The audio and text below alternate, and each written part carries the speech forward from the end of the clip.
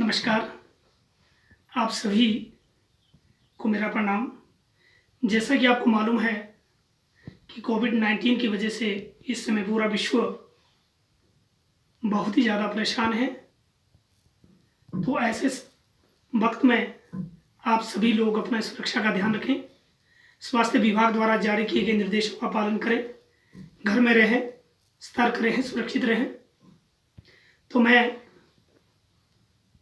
एक प्रयास कर रहा हूँ हमारे हिमाचल प्रदेश के डाइट में जो डीएलएड के परीक्षार्थी हैं, तो डीएलएड प्रथम वर्ष के छात्रों के लिए इकाई 3 से आज का जो विषय है वो रहेगा गद्य शिक्षण। आप मेरे यूट्यूब चैनल पर डॉक्टर ईश्वर राही के नाम से मुझे सर्च कर सकते हैं। आप लाइक करें, अपने कमेंट सुधार के लिए जो आपके कमेंट हो वो दें। कोशिश की है कि ये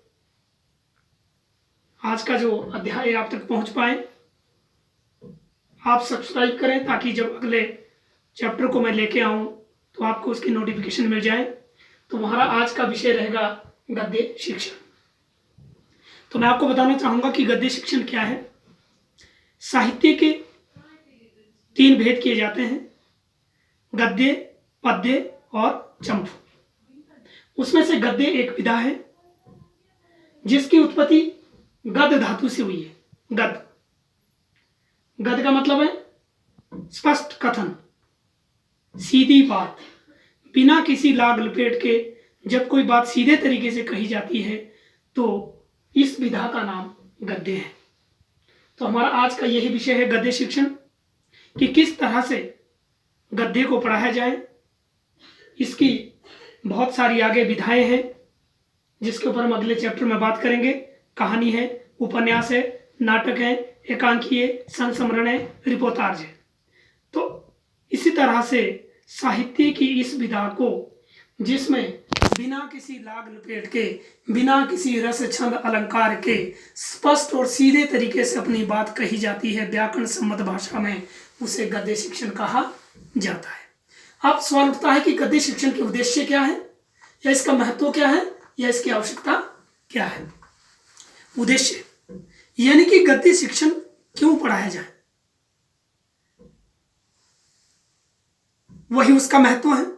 मैं पहले भी अक्सर यही बात करता हूं कि उसका जो उद्देश्य है वही महत्व बन जाता है और वही आवश्यकता हो जाती है। तो हम देखते हैं कि गद्य शिक्षण का पहला उद्देश्य है गद्य के प्रति रुचि उत्पन्न करना। हो सकता है आपको ये स्पष्ट ना दिखाई दे रहा हो, लेकिन आपकी पुस्तक में भी है, क्योंकि जिस तरह की सुविधा मेरे पास अभी यहाँ पर नहीं है, मैंने कोशिश की है। तो पहला उद्देश्य गद्य के प्रति रुचि उत्पन्न करना, अर्थात छात्रों को गद्य के प्रति प्रोत्साहित करना। ये हमारा पहला उद्देश्य है कि छात्र गद्य विधाओं को पढ़ें, कहानी को पढ़े, उपन्यास को पढ़े, नाटक को पढ़े, उनकी उसके प्रति रुचि उत्पन्न हो। तो ये हमारा उद्देश्य है। दूसरा, गद्य की विभिन्न विधाओं की जानकारी। जैसा मैंने अभी कहा कि गद्य की अनेक विधा है, कहानी है, उपन्यास है, नाटक है, संस्मरण है, रिपोर्टाज है, आत्मकथा है, जीवनी है, डायरी है, फीचर है। इन सभी विधाओं की संक्षेप में जानकारी बच्चों को देना, उनको बताना कि कहानी क्या होती है, उपन्यास क्या होता है, ये हमारा उद्देश्य है। तीसरा, व्याकरण सम्मत भाषा का प्रयोग। गद्य जो है वो व्याकरण सम्मत भाषा में लिखा जाता है। पद्य की जब हम बात करेंगे आगे तो बताएंगे कि उसमें व्याकरण की जरूरत नहीं होती है, लेकिन गद्य में केवल व्याकरण सम्मत भाषा का, व्याकरण के नियमों का पूरा ध्यान रखा जाता है। तो बच्चों को व्याकरण सम्मत भाषा का प्रयोग बताना गद्य का उद्देश्य है। चौथा, शब्द भंडार में वृद्धि करना। गद्य के द्वारा नए नए अपरिचित शब्द बच्चों के सामने लाए जाते हैं, जिससे धीरे धीरे उनका शब्द भंडार विकसित होता जाता है। और अगला है गद्य की विभिन्न शैलियों का ज्ञान। गद्य लेखन जो होता है उसकी अपनी एक शैली होती है, अलग अलग शैलियाँ होती है, विवरणात्मक शैली, व्यंग्यात्मक शैली, वर्णात्मक शैली। तो इस तरह से अलग अलग जो शैलियाँ हैं लेखन की, उनकी जानकारी देना बच्चों को गद्य शिक्षण का उद्देश्य है। अगला है मुहावरों, लोकोक्तियों, सूक्तियों में यहाँ नहीं लिखा नहीं, सूक्तियों का प्रयोग करना सिखाना। ये उद्देश्य है हमारा कि बच्चे मुहावरों का प्रयोग कैसे किया जाता है गद्य में, लोकोक्तियों का प्रयोग कैसे किया जाता है, सूक्तियों का प्रयोग कैसे किया जाता है, ये बच्चों को सिखाना हमारा उद्देश्य है। सातवां है सृजनात्मकता का विकास।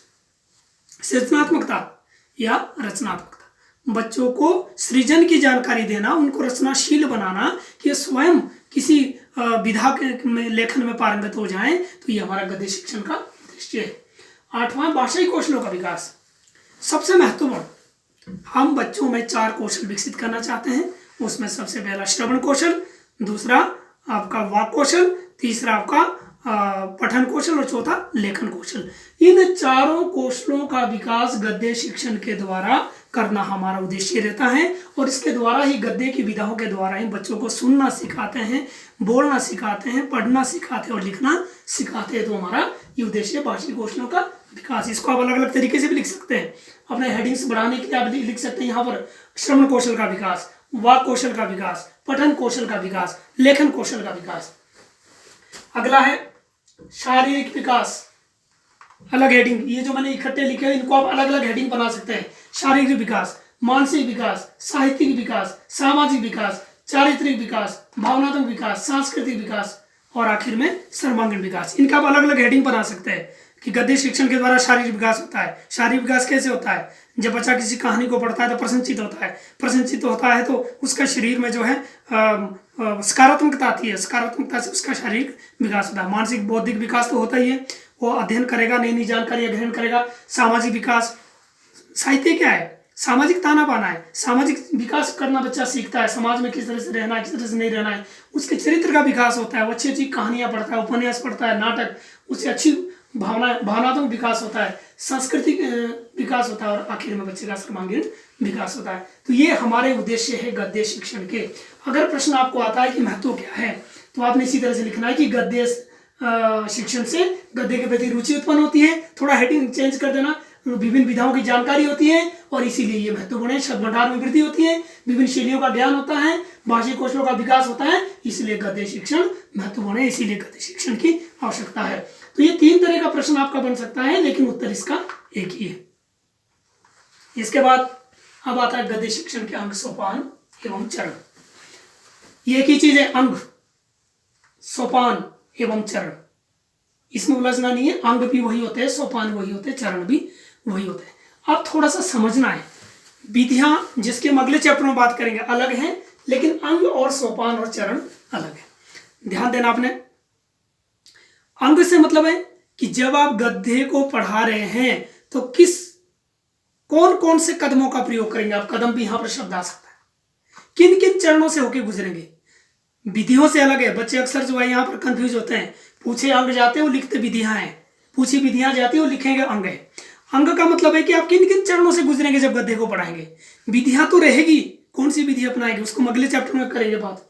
तो यहाँ पर मैं आपको पुनः एक बात बता दूं कि गद्य शिक्षण के अंग, सोपान या चरण या कदम जो है, इसमें आपने क्या करना है कि जो हमारी पाठ योजना होती है, जो पाठ योजना के चरण होते हैं वही हमारे गद्य शिक्षण के सोपान है और पद्य शिक्षण के भी यही सोपान रहेंगे जब हम पद्य की बात करेंगे, क्योंकि पाठ योजना में हमें गद्य भी पढ़ाना होता है, पद्य भी पढ़ाना होता है। तो पाठ योजना के भी यही अंग रहते हैं और उसके भी यही अंग रहते हैं। तो आपने इसको पाठ योजना से जोड़ना सीधा कि जब अंग, सोपान, चरण पूछे जा रहे हैं तो पाठ योजना के जो अंग हैं वही हमने बात करनी है, विधियों पे नहीं जाना है। यहाँ पर पद्य शिक्षण के भी यही आएंगे जब हम पद्य शिक्षण की बात करेंगे। तो देखिए, पहला अंग होता है पूर्व ज्ञान परीक्षण।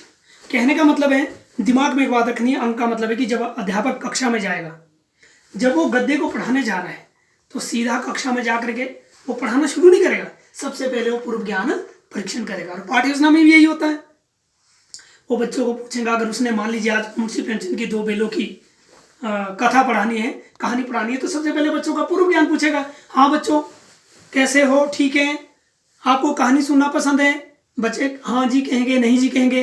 आपने कौन कौन सी कहानियां सुनी? कोई कहेगा जी मैंने ये सुनी है, मैंने वो सुनी है, तो और कोई कहेगा। फिर आप आखिर में ये आप क्या करें, उनका पूर्व ज्ञान परीक्षण की वो कितना जानते हैं। फिर आप उद्देश्य कथन अपना करेंगे कि ठीक है बच्चों, आज मैं भी आपको मुंशी प्रेमचंद जी की एक कहानी 2 बेलों की कथा को सुना रहा हूं। तो ये उद्देश्य कथन दूसरा।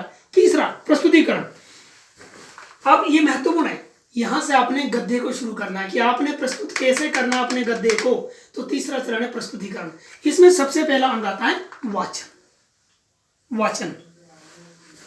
वाचन में वाचन आपका सबसे पहले अध्यापक बोलेगा सस्वर वाचन। आदर्श सस्वर वाचन, अध्यापक पढ़ेगा शुद्ध, विराम चिन्हों का सही प्रयोग करते हुए, उतार चढ़ाव के साथ, हाव भाव के साथ, ऊंची आवाज में, और बच्चे उसका अनुकरण करेंगे, उसको बोलेंगे अनुकरण सस्वर वाचन। इस तरह से कहानी पढ़ाई जाएगी और फिर जब कहानी खत्म हो गई तब अध्यापक जो है बच्चों से मौन वाचन करवाएगा।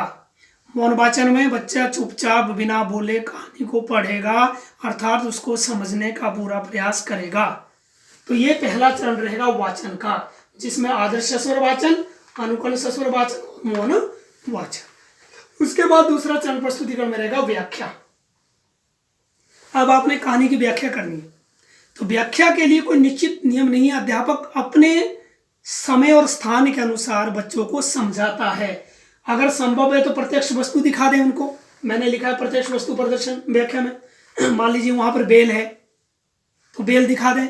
लेकिन अगर संभव नहीं है, कक्ष में नहीं संभव है, विद्यालय में नहीं संभव है, तो दृश्य श्रव्य सामग्री का प्रयोग। इसके लिए चार्ट्स, मानचित्र, कोई और किसी तरह का जो उसके पास दृश्य श्रव्य सामग्री उसका प्रयोग कर सकता है, उसके द्वारा व्याख्या कर सकता है कि बच्चों ऐसे ही वो 2 बैल थे और इस तरह से ये किसान था। अभिनय, व्याख्या में अध्यापक अभिनय भी करवा सकता है, वो खुद भी अभिनय कर सकता है, बच्चों को भी पार्ट प्ले करने को कह सकता है और उस तरह से गद्य की कोई भी विधा है उसको प्रस्तुत कर सकता है।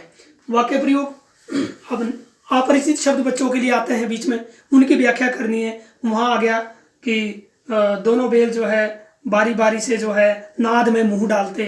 अब वहां अपरिचित शब्द आ गया नाद, तो बच्चों को उस शब्द का प्रयोग करना सिखाना, उनको बताना, उसका जो है अर्थ बताना, अर्थ बता करके स्पष्ट करना। उसके बाद वाक्य प्रयोग करना उसका, कि आपके घर में भी गाय को जो है चारा किस में डालते हैं, तो जो वो बनी होती है ना सीमेंट की या मतलब ऐसे पत्थर से बनाई होती है, उसको बोलते हैं नाद।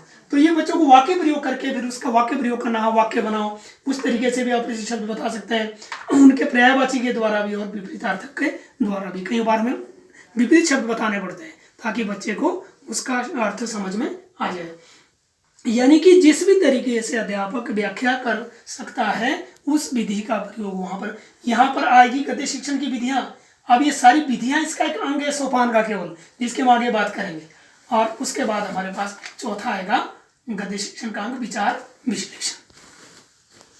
विचार विश्लेषण में क्या होगा, यहां पर अब अध्यापक उस पाठ के बारे में जो उसका सार है वो बच्चों को बताएगा और फिर बच्चों को कहेगा, बच्चों के विचार अभिव्यक्ति, भाव अभिव्यक्ति के लिए किसी भी बच्चे को कहेगा कि चलो अगर आपके पास ऐसे 2 बैल होते तो आप क्या करते। पहले वो पूरे पाठ का सार बताएगा, उसके बाद बच्चों के विचार पलवन, विचार विश्लेषण में उनके विचारों का विस्तार करना, उनको भाषा के बारे में जानकारी देना, ये सब बातें वहां पर समझाई जाएगी। अब उसके बाद पुनरावृत्ति, जब पाठ पढ़ा करके गद्य का खत्म हो गया, फिर अध्यापक जो ये जानने के लिए कि बच्चों ने कितना सीखा है, कुछ प्रश्न पुनरावृत्ति या दोहराई के तौर पे पूछता है। और उसके बाद गृह कार्य, अब अध्यापक उनको घर का कार्य देगा कि ये आपने ये प्रश्नों के उत्तर घर से लिख के लाना है या इस कहानी को संक्षेप में आपने घर से लिख के लाना। तो इस तरह से ये रहेंगे गद्य शिक्षण के अंग सोपान एवं चरण। अब हमारे पास अगला प्रश्न बनता है जिसको मैं आज की ही इस पाठ में समाप्त कर रहा हूं, गद्य शिक्षण में रुचि बढ़ाने के साधन। अनेक साधन है कि बच्चों की रुचि जिसके माध्यम से गद्य शिक्षण में पैदा हो जाए, उसमें सबसे पहला साधन है स्वाध्याय। स्वाध्याय क्या होता है? स्वाध्याय 2 शब्दों से मिलकर बन रहा है, स्व जमा अध्ययन, अर्थात स्वयं किसी चीज को पढ़ना। ज्ञान का सबसे बड़ा आधार है स्वाध्याय।